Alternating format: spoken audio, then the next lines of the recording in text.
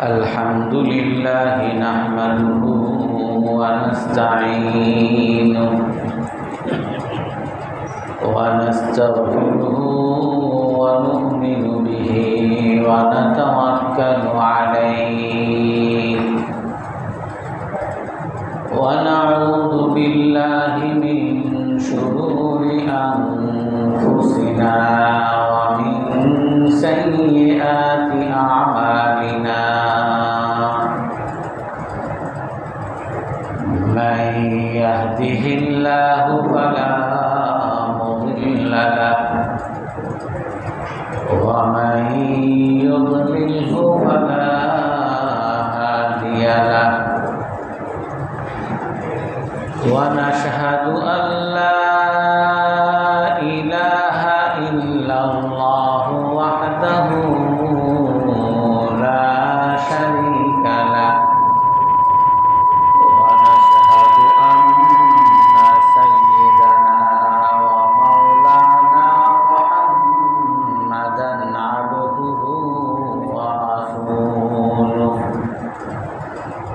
أرسله بالحق بشيرا ونذيرا بين يدي الساعة من يطع الله ورسوله فقد رشد واهتدى ومن يعصهما فقد ضل أما بعد فأعوذ بالله من الشيطان الرجيم بسم الله الرحمن الرحيم أفمن اتبع رضوان الله كمن باء بسخط من الله ومأواه جهنم وبئس المصير هم درجات عند الله والله بصير بما يعملون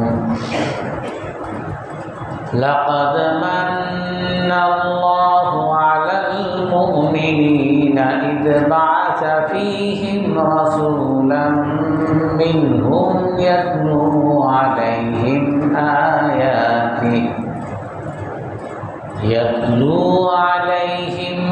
آياته ويزكيهم ويعلمهم الكتاب والحكمة وإن كانوا من قبل لفي ضلال مبين صدق الله العظيم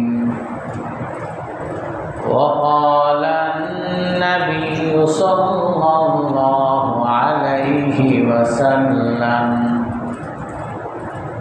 إن الله لم يبعثني معنتا ولا متعنتا ولكن الله بعثني معلما يسيرا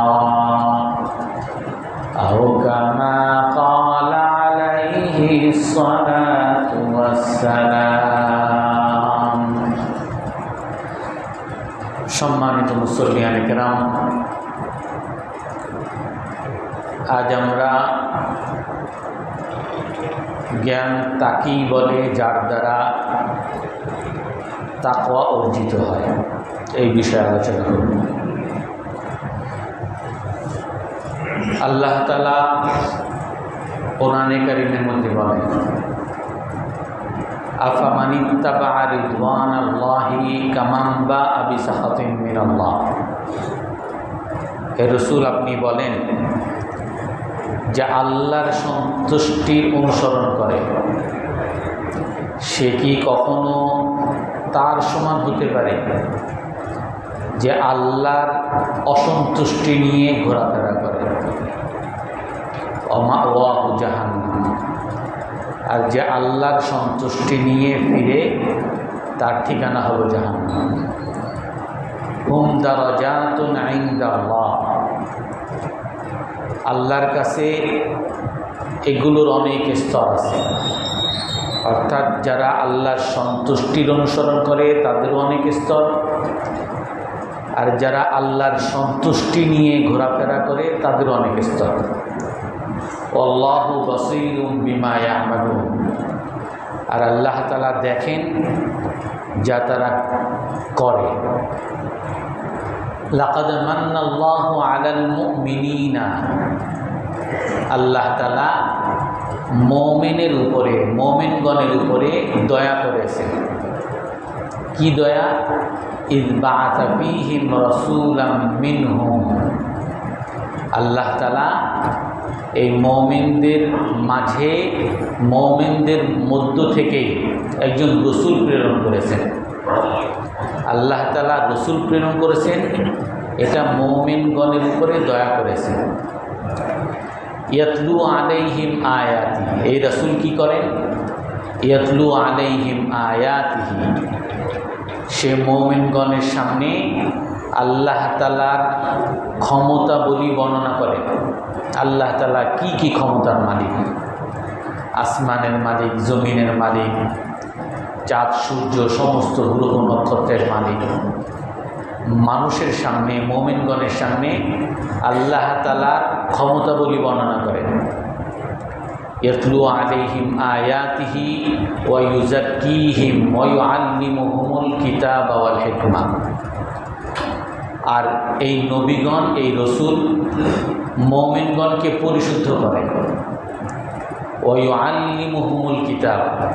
আর মুমিনগণকে কোরআন শিক্ষা দেন। ওয়াল হিকমা। আর প্রজ্ঞা শিক্ষা দেন। ওয়া ইন কানু মিন ক্বাবলু লাফি দালালিন মুবিন। আর নিশ্চয়ই এই মুমিনগণ এর পূর্বে, অর্থাৎ রাসূলগণ আসার পূর্বে স্পষ্ট পথ ভ্রষ্টতায় নিমজ্জিত ছিল। তো আমরা এই আয়াতের মধ্যে অনেকগুলো বিষয় আমরা পেলাম। এক নম্বর বিষয় হলো সমস্ত নবীগণের একটা দায়িত্ব, অন্যতম দায়িত্ব, যে নবীগণ জ্ঞান শিখবেন, জ্ঞান শিখাবেন। নবীগণ মানুষকে জ্ঞানের মাধ্যমে পরিশুদ্ধ করবেন। আর একটা বিষয় আমরা শিখলাম, ওয়া ইন কানু মিন ক্বাবলু লাফি দালালিন মুবিন। জ্ঞান ছাড়া সকল মুমিনগণ পথহারা। যাদের সামনে জ্ঞান থাকবে না তারা পথভ্রষ্ট। আর নবীগণ মুমিনগণের উপরে এই দয়া করেছেন, আল্লাহ তাআলা মুমিনগণের জন্য এই দয়া করেছেন যে এই নবীগণ যারা জ্ঞানের অধিকারী, যারা শিক্ষক, তারা মুমিনগণকে এসে জ্ঞান শিক্ষা দিয়েছেন, যার ফলে তারা পথভ্রষ্টতা থেকে পথ খুঁজে পেয়েছেন। আর আরেকটা শিক্ষা আমরা কি পেলাম? আল্লাহু বাসীরুম বিমা ইয়ামালুন। আল্লাহ তাআলার কাছে সমস্ত মুমিন, সকল মানুষের কর্তব্য হলো তার কাজকর্ম। আল্লাহ তাআলা সকল মানুষের কাজকর্মকে পর্যবেক্ষণ করেন, দেখেন এই কাজকর্ম যে মানুষ করে, এই কাজকর্ম সে কি আল্লাহ সন্তুষ্টির জন্য করে নাকি আল্লাহর অসন্তুষ্টির জন্য করে? আফামান ইত্তাবা রিদওয়ানাল্লাহি কামান বাআ বিসাখাতিন মিনাল্লাহ। যে আল্লাহর সন্তুষ্টির অনুসরণ করে তারা কখনো তাদের সমান হবে না যারা আল্লাহর সন্তুষ্টি নিয়ে ঘোরাফেরা করে। অর্থাৎ যারা নবীগণের কাজ জ্ঞান শিখানো, মুমিনগণ জ্ঞান শিখবেন পথ যদি পেতে চান, এবং জ্ঞান অনুযায়ী সে আমল করবেন।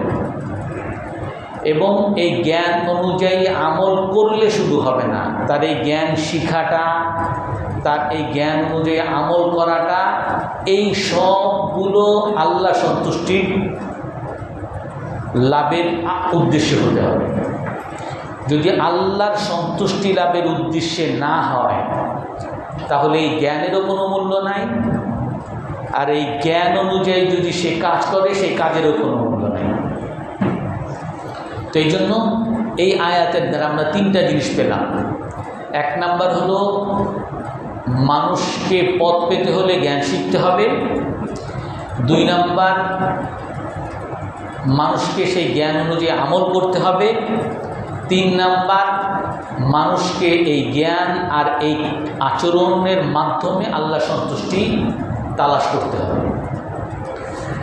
রাসূলুল্লাহ সাল্লাল্লাহু আলাইহি ওয়াসাল্লাম এক হাদিসের মধ্যে বলেন, ইয়াহমিলু হাযাল ইলমা মিন কুল্লি খালফিন আদু, এই এলেমকে বহন করবে প্রতি যুগের কিছু নীতিবান মানুষ।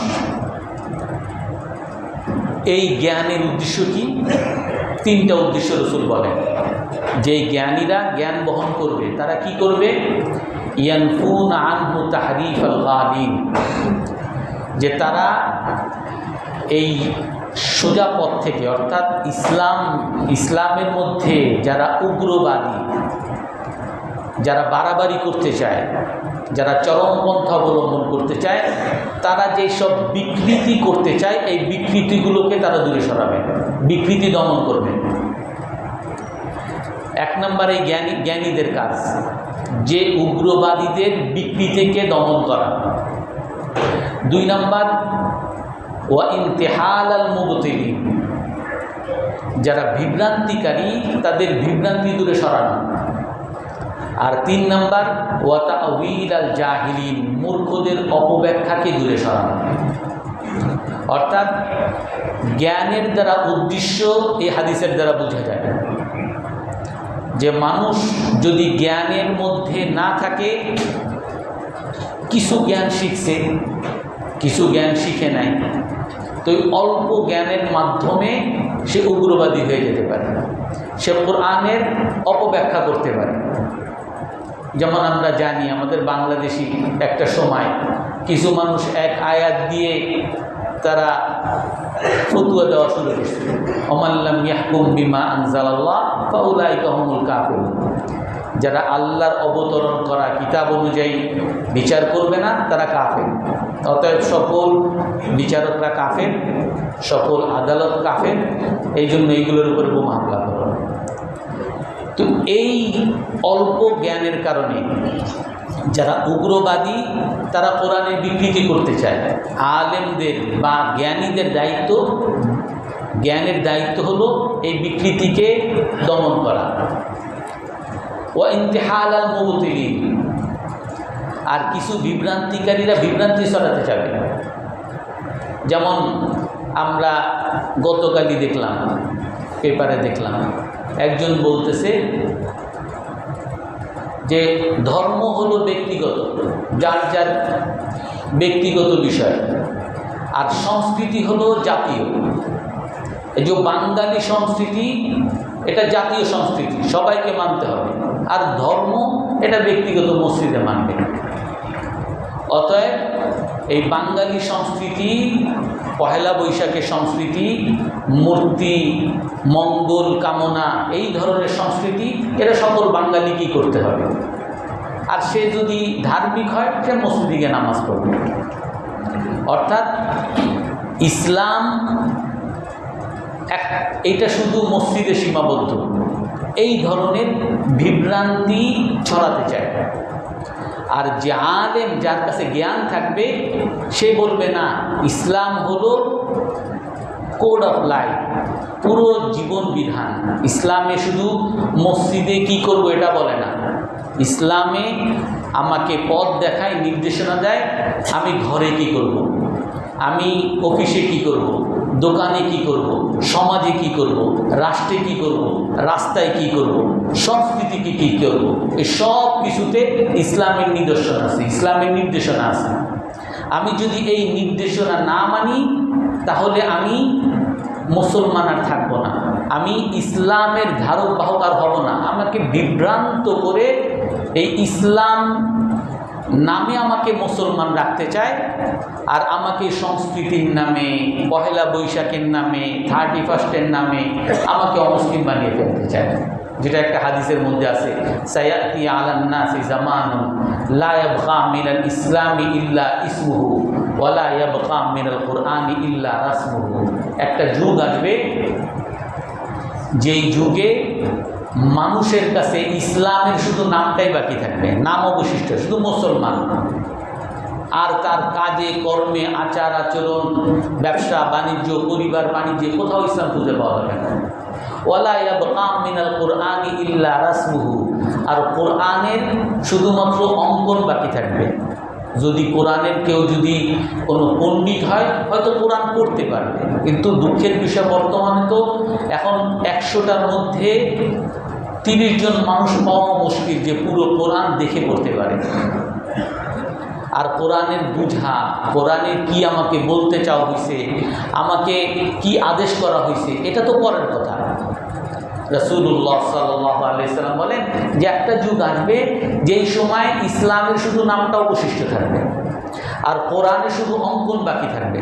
যদি কেউ পারে শুধু কোরআন পড়তে পারবে, এর যে আর বেশি কিছু সে কোরআন বুঝবেও না, কোরআন অনুযায়ী আমলও করতে যাবে না, কোরআনের তাফসীরও বুঝবে না, বেশির থেকে বেশি হয়তো অঙ্কন করতে পারবে। তো এই জন্য কিছু বিভ্রান্তিকারী প্রতি যুগেই আসবে।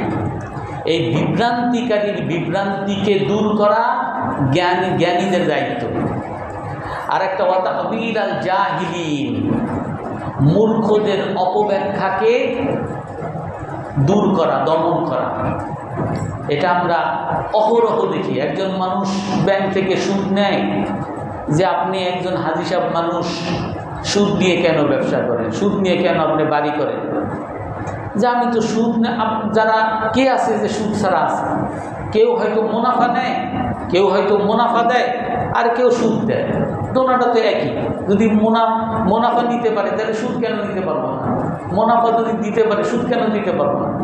তার মতো করে সে ইসলামের অপব্যাখ্যা করে এটাকে আসলেই সুদের মধ্যে পড়ে নাকি কোনো বৈধ উপায়ে পড়ে, তার মতো সে ব্যাখ্যা করে সে ইসলামকে একটা তার মতো ইসলাম বানিয়ে ফেলছে।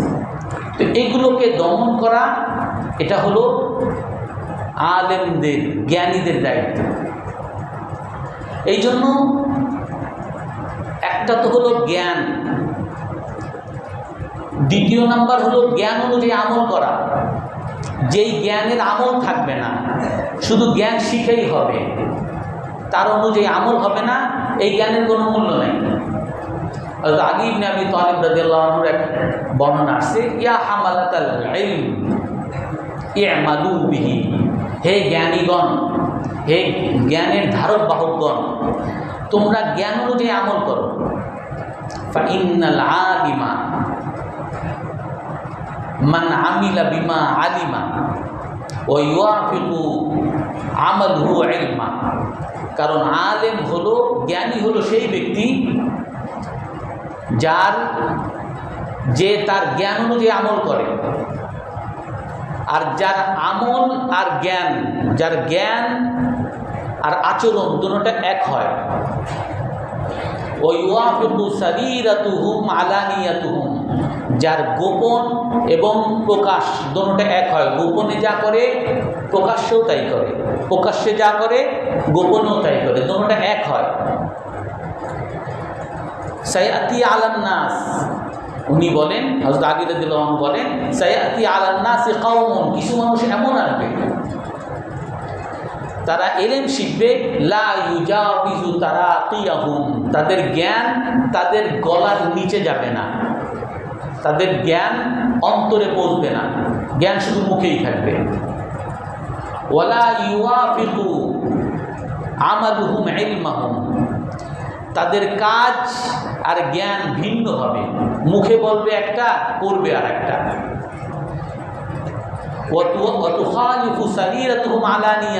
তাদের প্রকাশ গোপন আলাদা হবে। প্রকাশ্যে মানুষের সামনে নামাজ পড়বে, আর গোপনে সে সিনেমা দেখবে, গোপনে সে সুদ খাবে, গোপনে সে অন্যায় করবে, মিথ্যা বলবে, মানুষকে ঠকাবে।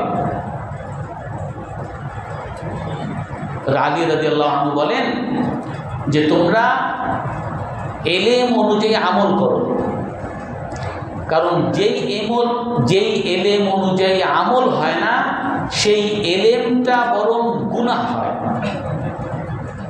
আল্লাহ তাআলা কোরআনে কারীমের মধ্যে বলেন, ইয়া আইয়ুহাল্লাযীনা আমানু লিমা তাকুলুনা মা লা তাফআলুন। হে মুমিনগণ, কেন তোমরা এমন কথা বলো যেগুলো নিজে করো না? কাবুরা মাকতান ইনদাল্লাহি আন তাকুলু মা লা তাফআলুন। এটা অনেক বড় গুনাহ, আল্লাহর অনেক রাগের কারণ যে তোমরা যেটা করো না সেটা বলো। নিজে মানুষকে বয়ান করো, নামাজ পড়া দরকার, নিজে নামাজ পড়ো না। মানুষকে বলো পর্দা করা দরকার, নিজে পর্দা করো না।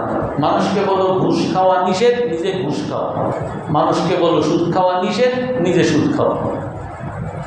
ওমিনান নাসি মান ইউজিবুকা কাউলুহু ফিল হায়াতিদ দুনিয়া ওয়া ইউশহিদুল্লাহ আলা মা ফি কলবিহি ওয়া হুয়া আলাদুল খিসাম। আল্লাহ তাআলা বলেন, কিছু মানুষ এমন আছে, ইউজিবুকা কাউলু, তার কথা শুনলে খুব ভালো লাগবে, আহা কত ভালো মানুষ, কথা শুনলে অনেক ভালো লাগবে। ওয়া ইউশহিদুল্লাহ আলা মা ফি কলবি, কিন্তু তার অন্তরের মধ্যে কি আছে আল্লাহ তাআলা ভালো জানেন। তার অন্তরে একরকম, মুখ আর একরকম। মুখে খুব ভালো কথা, খুব সুন্দর কথা, কিন্তু তার অন্তরটা কালো। ওয়া আলাদুল খিসাম ওয়া ইযা তাওয়াল্লা সাআ ফিল আরদি লিইউফসিদা ফিহা। সে যখন মানুষ থেকে আলাদা হয়, সে দুনিয়াতে সন্ত্রাস করে বেড়ায়, খারাপ কাজ করে বেড়ায়। ওয়া ইউহলিকাল হারতা, ধ্বংসের কাজ করে বেড়ায়। ওয়ান নাসলা আল্লাহু লা ইউহিব্বুল ফাসাদ।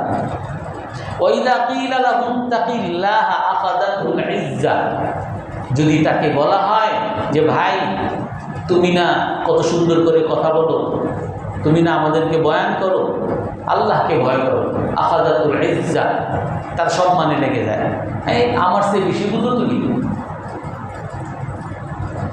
আল্লাহ তাআলা কোরআনে কারীমের মধ্যে যারা মুখে একরকম বলে, কাজ করে আর একরকম, শিখে একরকম, কাজ করে আর একরকম, তাদেরকে মুনাফিক হিসাবে বলে। কোরআনের বিভিন্ন আয়াতের মধ্যে আল্লাহ তাআলা তাদের কথা বলেন, ওয়ামিনহুম মান আহাদাল্লাহ লাইন আতানা মিন ফাদলিহি লানাসাদ্দাকান্না ওয়া লানাকুনান্না মিনাস সালিহিন। আল্লাহ তাআলা বলেন, কিছু মানুষ এমন আছে, রাসূলের যুগে একজন মানুষ, সে আল্লাহর সাথে ওয়াদা করছে, রসুলের কাছে সে বলছেন, হে আল্লাহ রসুল, আমি তো গরিব মানুষ, গরিব হওয়ার কারণে আমি সদকা দিতে পারি না, মানুষের কাছ থেকে চেয়ে খাইতে হয়, মানুষের কাছ থেকে ছোট হইতে হয়, নিজেকে অন্যের কাছে নত হইতে হয়, মানুষের কাছে অপমানিত হইতে হয়। আল্লাহ আমাকে যদি একটু টাকা পয়সা দিত, আমি তো নিজেও স্বাবলম্বী হইতাম, কারোর কাছে মাথা নত করা লাগতো না, এবং আল্লাহ যদি আমাকে টাকা পয়সা দেয়, আমি দান সদকা করব। ওমিনহুম মান আহাদাল্লাহ লাইন আতানা মিন ফাদলিহি, কিছু মানুষ আল্লাহর সাথে ওয়াদা করছে, লাইন আতানা মিন ফাদলিহি, আল্লাহ যদি আমাকে সম্পদ দেয়, লানাসাদ্দাকান্না, আমি সদকা করব, ওয়া লানাকুনান্না মিনাস সালিহিন, ভালো মানুষ হব। আল্লাহ তাআলা বলেন, ফালাম্মা আতাহুম মিন ফাদলিহি বাখিলু বিহি ওয়া তাওয়াল্লাউ ওয়া হুম মুআরিদুন। আল্লাহ তাআলা যখন তাকে সম্পদ দিয়েছে, বড়লোক বানাইছে, কৃপণতা শুরু করে দিয়েছে।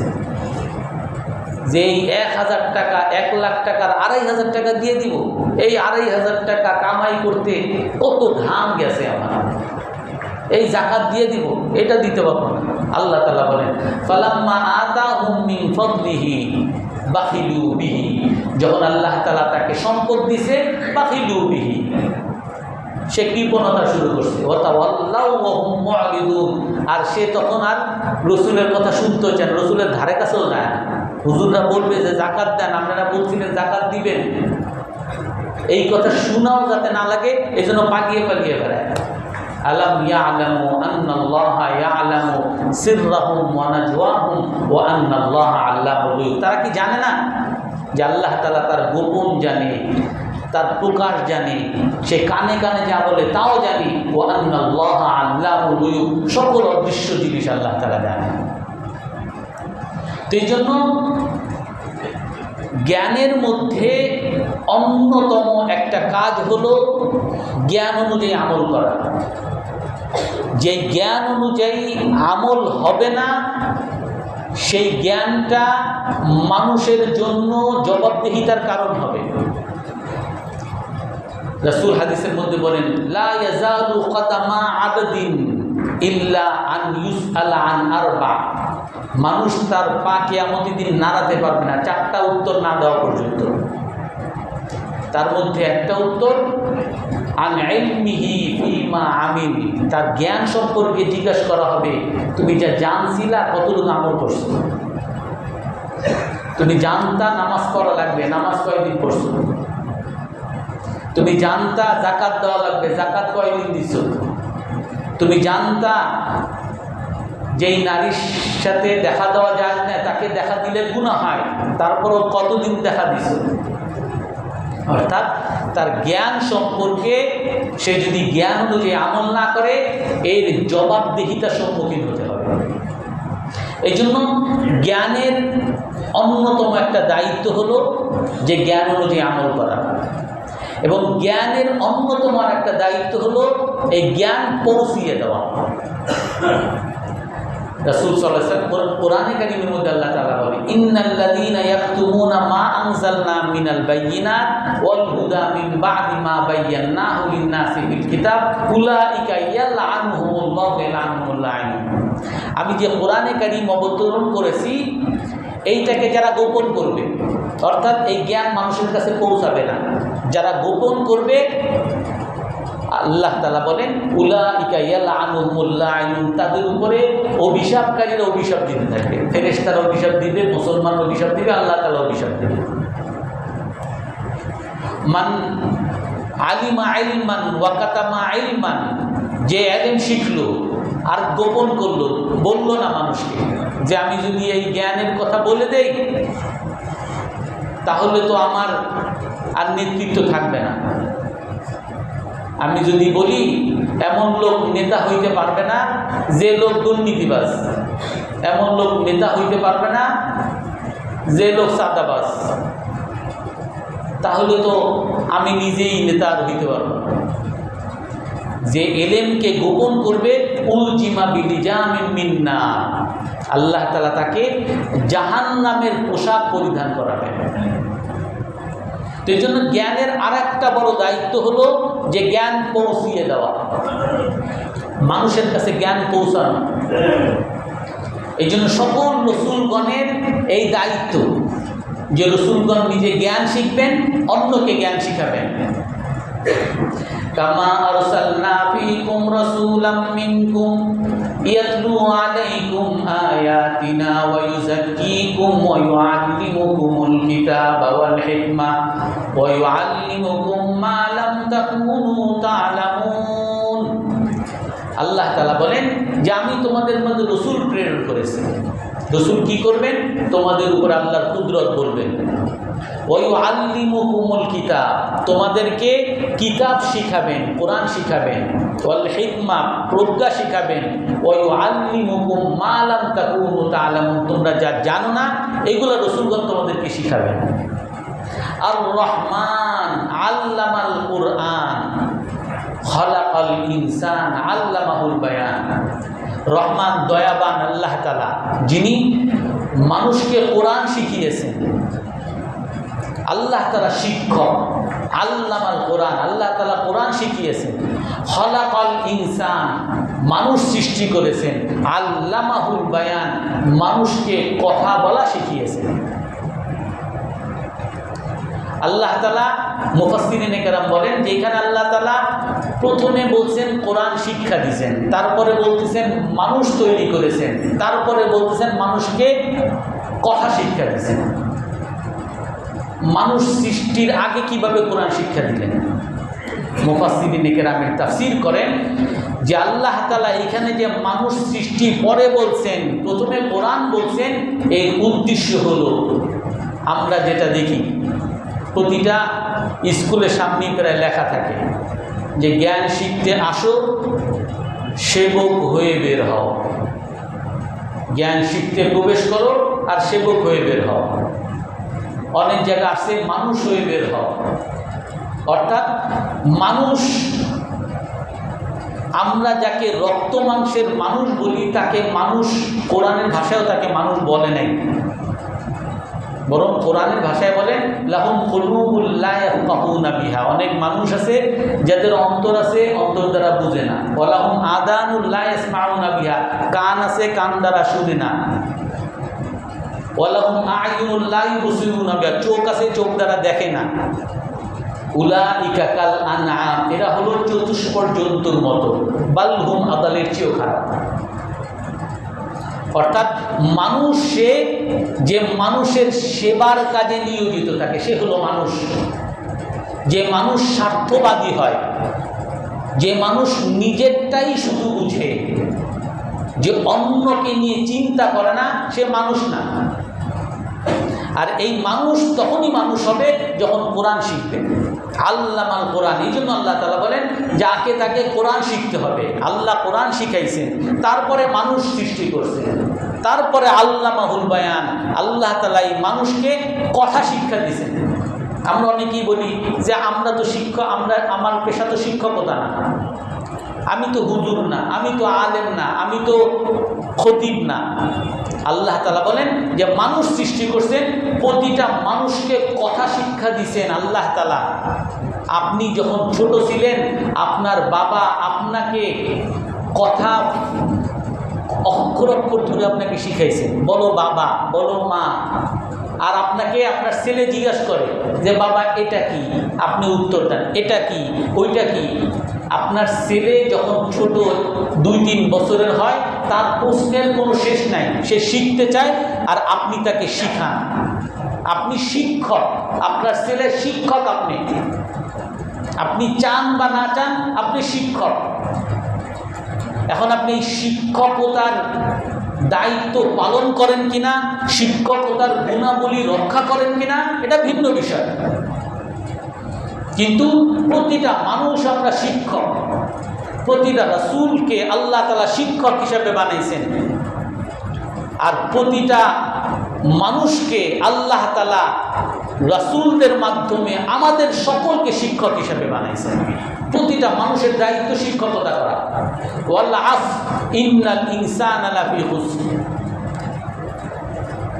কালের শপথ করে বলতেছেন আল্লাহ তাআলা, সকল মানুষ ক্ষতির মধ্যে।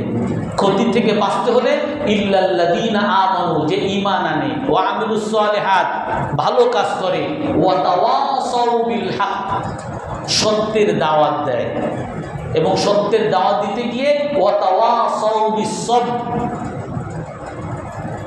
সবরের দাওয়াত দেয়। কষ্ট হলে কষ্টের উপরে বরদাস্ত করে সে। অর্থাৎ প্রতিটা মানুষের দায়িত্ব মানুষকে সঠিক জিনিস শিখানো। ইয়া আইয়ুহাল্লাযীনা আমানু আলাইকুম আনফুসাকুম, হে মুমিনগণ তোমাদের সকলের দায়িত্ব তোমাদের নিজেদেরকে সংশোধন করা। লা ইয়াদুররুকুম মান দাল্লা ইযা ইহতাদাইতুম, আল্লাহ তাআলা বলেন যদি তোমরা সঠিক পথ পেয়ে যাও তাহলে যারা পথ হারা হবে তারা তোমাদের কোনো ক্ষতি করতে পারবে না। এই আয়াতের দ্বারা আমরা অনেকেই বুঝি বা অনেকে বোঝার চেষ্টা করেন, অনেকে প্রমাণ দেওয়ার চেষ্টা করেন যে আমি নিজে ভালো হইলেই তো যথেষ্ট। আল্লাহ তাআলা বলতেছেন তুমি নিজে ভালো হও, তাহলে যারা পথ হারা হবে তোমার কোনো ক্ষতি হবে না। তাহলে মানুষকে আমার কেন দাওয়াত দিতে হবে? একই প্রশ্ন আবু বকর রাদিয়াল্লাহু তাআলা আনহুর কাছে কেউ করছেন। আবু বকর রাদিয়াল্লাহু তাআলা আনহু বলেন যে ইন্নাকুম তাকরাউনা হাযিহিল আয়া, তোমরা এই আয়াত ইয়া আইয়ুহাল্লাযীনা আমানু আলাইকুম আনফুসাকুম লা ইয়াদুররুকুম মান দাল্লা ইযা ইহতাদাইতুম, এই আয়াত পড়ো আর এই আয়াত পড়ে তোমরা ভুল ব্যাখ্যা করো। কারণ আমি রাসূলুল্লাহ সাল্লাল্লাহু আলাইহি সাল্লামের কাছে শুনেছি রাসূল বলেছেন মা মিন কওমিন ইয়াযহারু ফীহিমুল মাআসি, এমন কোন জাতি যেই জাতির মধ্যে কোনো জালিম জুলুম করে, যেই জাতির মধ্যে কোনো পাপী পাপ করে, আর ওই জাতির মানুষজন ক্ষমতা থাকা সত্ত্বেও ওই জালিমকে যদি প্রতিরোধ না করে, ওই সমাজের ওই লোকদের ক্ষমতা থাকা সত্ত্বেও যদি পাপীকে প্রতিরোধ না করে, আল্লাহ তাআলা শাস্তি শুধু ওই পাপীদেরকে আর জালিমদেরকে দিবে না, ওই সকল মানুষের উপর আল্লাহ তাআলা শাস্তি দিবে। অর্থাৎ এই দাওয়াতের কাজ করা, সত্যের কথা বলা, অন্যায় কাজে প্রতিরোধ করা প্রতিটা মানুষের দায়িত্ব। আবু সাআলাবা আল খাওয়াসানী রাহমাতুল্লাহ আলাইহি ওনার কাছে জিজ্ঞেস করেন, হে সাহাবী, এই যে আয়াত আল্লাহ তাআলা বলেন ইয়া আইয়ুহাল্লাযীনা আমানু আলাইকুম আনফুসাকুম, তোমরা নিজেদেরকে সংশোধন করো, যারা পথহারা হবে তোমরা ঠিক থাকলে কোনো সমস্যা নাই, এই আয়াতের অর্থ কি? আবু সাআলাবা আল খাওয়াসানী দুটোটাই সহিহ হাদিস রাহমাতুল্লাহ আলাইহি বলেন যে তুমি এই আয়াতের ব্যাখ্যা সাআলতা আনহা খাবীরান, তুমি এই বিজ্ঞ লোকের কাছে জিজ্ঞাসা করছো, কারণ তোমার মতো এইরকম প্রশ্ন আমি রসুলকে করেছি, এই আয়াতের ব্যাখ্যা রসুলকে আমি জিজ্ঞাসা করছি, হে আল্লাহ রসুল এর অর্থ কি? রাসূলুল্লাহ সাল্লাল্লাহু আলাইহি ওয়াসাল্লাম তখন বলছেন, ইদা রাআইতা শুহআন মুতাআ, যখন কোন সময় এমন আসবে, এমন কোন সময় যদি আসে যখন সবাই লোভের পিছনে দৌড়ায়, স্বার্থের পিছনে দৌড়ায়, স্বার্থ ছাড়া কেউ কিছু করে না, নিজের স্বার্থ ছাড়া কিচ্ছু বুঝে না, পুলিশের কাছে যাবা ঘুষ ছাড়া কিচ্ছু বুঝবে না, সরকারি অফিসের কাছে যাবা সে ঘুষ ছাড়া কিছু বুঝবে না, বিদ্যুৎ অফিসে যাবা ঘুষ ছাড়া কিছু বুঝবে না, শিক্ষা অফিসে যাবা ঘুষ ছাড়া কিছু বুঝবে না, সেবা করার মানসিকতা কারো কাছে পাইবা না। যখন এমন হবে ডাক্তারের কাছে যাবা টাকা ছাড়া কিচ্ছু বুঝবে না, তুমি মরো কাটো যা হও, তোমার এমার্জেন্সি হয়ে তুমি মরে যাও, আগের এত টাকা টেস্ট দাও, আর ওই টেস্টের 40% 50% আগে ডাক্তারের কাছে যাবে, তারপরে গিয়ে তোমার চিকিৎসা হবে। উকিলের কাছে তুমি মরে যাও, টাকা ছাড়া কিছু বুঝবে না। ইদা রাআইতা শুহআন মুতাআ, যখন দেখো সবাই স্বার্থের পিছনে দৌড়ায়, ওয়া হাওয়ান মুত্তাবা, সকলে মনের পূজারী। এলাকায় গেছো, তোমার মেয়েকে মানুষ অপমান করতেছে, এলাকার ছেলেদের কাছে গেছো যে আমার মেয়েটারে তো অপমান করতেছে, আরে এই ছেলের তো আরো মজা, আরে দেখ দেখ মজা হয়, সবাই মিলে আমরা নাটক দেখি, সিনেমা দেখি। কোথায় এলাকার যুবকরা তাদের পাশে দাঁড়াবে, বরং তারা আরো তাদের নাটক দেখা শুরু করে। কোথায় তার মেয়েকে একটা ভালো বিয়ে দিবে, না সবাই মিলে তাকে নিয়ে কেউ কলঙ্ক ছড়াবে, কেউ অমুক করবে, কেউ এই ক্ষতি করবে। ওয়াহাওয়ান মুত্তাবা, আপনি আগুন ধরছে আর এদিকে ম্যাচ চলে, আগুনে পুড়ে যাক, আমরা ম্যাচ আগে শেষ করি, আগে সিনেমা আগে শেষ করি। এত টাকা দিয়ে সিনেমা হলে ঢুকছি, সিনেমা হলে বাইরে হওয়া যাবে না। ওয়াহাওয়ান মুত্তাবা, সকলে মনের পূজারী। ও দুনিয়া মুসারা, সকলে দুনিয়াকে অগ্রাধিকার দেয়।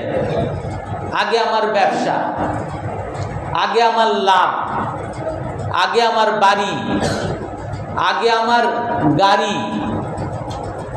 মানুষ অ্যাক্সিডেন্ট করে মানুষ মারা যায়, আর গাড়িওয়ালা দেখে যে গাড়ি কোথায় ক্ষতি হয়েছে, মানুষ মরে যাক, সে গাড়ি চালিয়ে চলে যায়, এর হাসপাতালে নেওয়ারও কেউ নাই, আর এ মরে গেছে কিনা এটা দেখারও কেউ নাই। ও ইজাবা কুল্লি দি রাইন বিরাইহি, আর প্রতিজন মানুষ তার মতামত নিয়েই খুশি। আপনি একটু যদি কাউকে বুঝান যে ভাই আল্লাহ তাআলা তো, পুলিশ ভাই আপনারা তো আল্লাহ 5 তালা দিছেন, আমি একজন গরিব মানুষ, আমার কাছ থেকে আপনার ঘুষ খাওয়া লাগে, এবারে তাই ঘুষ দিয়ে তারপরে কথা। ভাই আপনি তো অনেক বড় অফিসার, আমার একটু কারেন্টের লাইন দিতে তো আপনার কোনো সমস্যা নাই, আমার কাছ থেকে ঘুষ খাওয়া লাগে। ভাই ডাক্তার সাহেব আপনার তো কত টাকা, আপনি, আমি একজন গরিব মানুষ, আমার চিকিৎসা করার কিছু নাই, আমার একটু সহযোগিতা করা যায় না? আগে টাকা দিয়ে তারপরে কথা। সবাই নিজের মতামত নিয়েই খুশি, কেউ অন্যের উপদেশ, অন্যের বয়ান এইগুলো শুনতে কেউ রাজি না। যে ভাই, এই যে পহেলা বৈশাখ করেন, এখানে তো হিন্দুদের সংস্কৃতি, এই মূর্তিকে সম্মান করা। রসুল বলছেন মাত্র 2 দিন তোমাদের আনন্দের দিন, জাতীয় উৎসবের দিন, ঈদুল ফিতর আর ঈদুল আজহার দিন। এছাড়া তো জাতীয় উৎসব তো আর কিছু নাই। হুজুর আপনার বয়ান আপনি মসজিদে রাখেন, আমি ভালো বুঝি আপনার সাথে। সবাই নিজের মতামত নিয়েই খুশি, অন্যের মতামত সে শুনতেও চায় না। যদি এমন কোন অবস্থা হয়, রাসূলুল্লাহ সাল্লাল্লাহু আলাইহি ওয়াসাল্লাম বলেন, ফাআলাইকা বিখাসাতি নাফসি, এমন সমাজ যদি তোমার হয়, তখন তুমি তোমার নিজের ব্যক্তিকে সঠিক রাখার চেষ্টা করো। ওয়াদা আনকাল আওয়াম, তুমি তখন সাধারণ মানুষকে ছেড়ে দাও। অর্থাৎ যদি আপনি কখনো এই আয়াতের এরকমও ব্যাখ্যা করুন, এই আবু সাআলাব আল খাওসানি বলেন যে আপনি যদি দেখেন এমন সমাজ, যেই সমাজে আপনি পহেলা বৈশাখের বিরুদ্ধে বললে মাইর খাবেন, আপনি ঘুষের কথা পুলিশের কাছে বললে মামলা খাবেন, আপনি ওই বিদ্যুৎ অফিসে গিয়ে ঘুষের বিরুদ্ধে বললে আপনার বিদ্যুৎ চিরতরে লাইন আউট হয়ে যাবে। যদি এইরকম সমাজ যদি হয়, সেই ক্ষেত্রে আপনি সঠিক থাকেন, আপনি ওই পহেলা বৈশাখের হিন্দুয়ানি সংস্কৃতিতে যায় না, আপনার ছেলে মেয়েকে যাইতে দিয়েন না, আপনি নিজে ঠিক থাকেন। ওয়াদা আনকাল আওয়াম, মানুষ যদি আপনার কথা না শুনে, আপনি মনে মনে 3 রকম দাওয়াত আছে। একটা হলো হাতের দ্বারা দাওয়াত, আর একটা হলো মুখের দ্বারা দাওয়াত, আর একটা এটাও যদি না পারেন আপনি অন্তরের দ্বারা দাওয়াত দিবেন। তাফসীরে নাবুসিতে বলে অন্তরের দ্বারা দাওয়াত কি?